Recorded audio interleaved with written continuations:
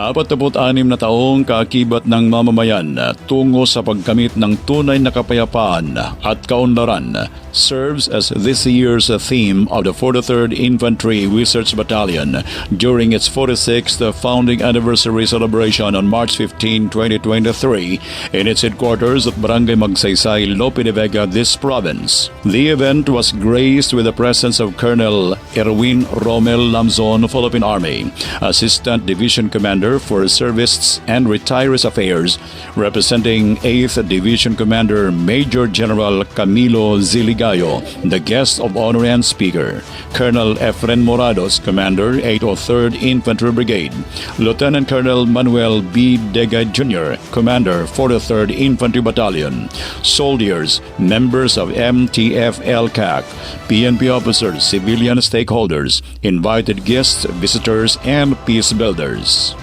In a message read by Colonel Lamzon, Major General Ligayo congratulated the Research Battalion for another successful year filled with professionalism, determination, passion, and dedication to service, even as he commended the unit for showing an exceptional performance contributory to the division's campaign through triad operations, which resulted to a series of successful operations that led to the surrender of numerous personalities and firearms recovered and surrendered, adding that it has been a reliable partner to any natural or man-made calamity that happens within its area of responsibility.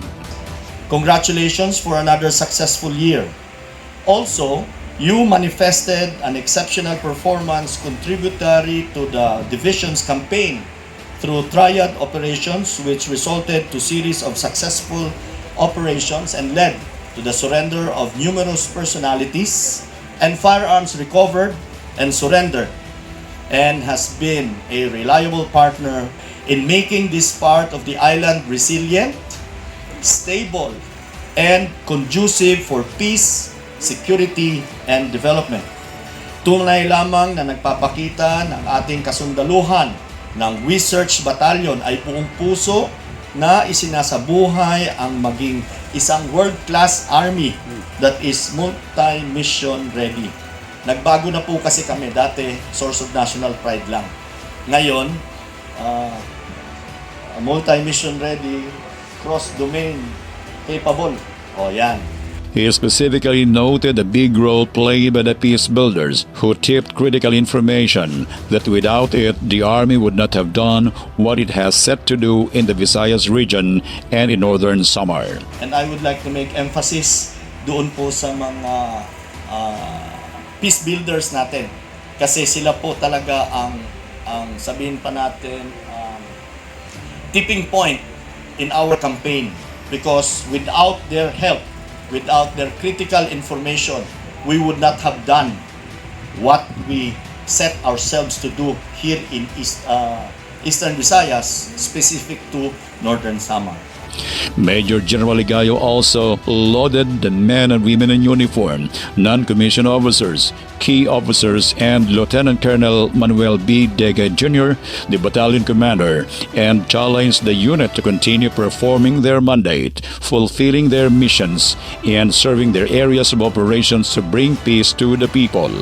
Further, the greatness of this battalion indeed reflects the professionalism and outstanding leadership of your key NCOs, officers, and the battalion commander, Manuel B. Degay Jr. Palakpakan po natin si battalion commander. For the years to come, I challenge you to set your goals higher in fulfilling our mandate, accomplishing our mission, and performing your individual functions. Whatever the changes in the security landscape we face in the future, let us remember that it is our job to remain in the best shape as a unit to accomplish missions. For his part, Lieutenant Colonel Manuel B. Degay Jr., Commander for the 3rd Infantry Battalion, stressed that the research troops affirm their commitment and dedication to work stronger, better, and smarter with all the instruments of the government and all other stakeholders to finally deliver the peace that the people in their area of operations long deserve. Your research troopers affirm our dedication and compassion to remain steadfast, to sustain or even surpass the standards that the unit is known for. We want to join you, our stakeholders, to finish strong with all the efforts that we had already started.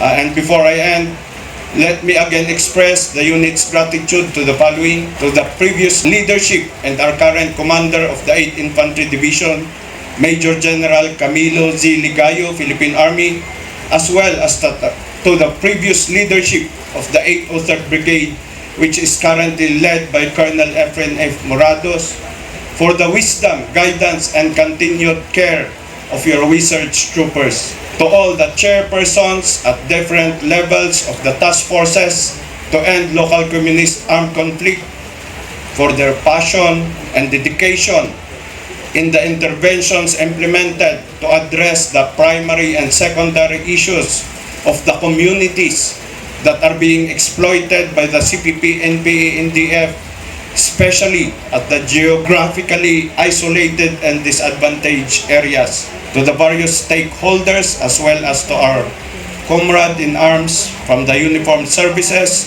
for the continuing support in all of our endeavors. Same goes to those who are not physically present but are part of the milestone of the unit.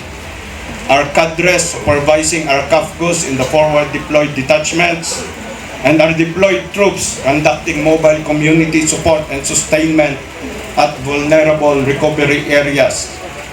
Once again, your research troops affirm our commitment and dedication to work stronger, better, and smarter with all the instruments of the government and all other stakeholders to finally deliver the peace that the people in our area of operations long deserve.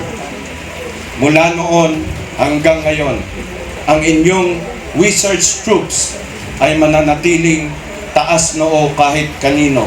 The event also honored the fallen soldiers of 43rd Infantry Battalion who selflessly offered their lives as supreme sacrifice to their service and to the country. Earlier, some activities included the launching of the hymno of 43rd IB, reading of promotion order, donning of ranks, and presentation of awards. Subsequently, former rebels, now called as peace builders, were each given financial assistance by Lope de Vega local government unit through Mayor Bobby Saludario, while another financial and rice assistance were also given by Calbayog City government with Mayor Raymond Monmon Uy through his representative. For Voice Radio 97.3, this is Amir Ortego.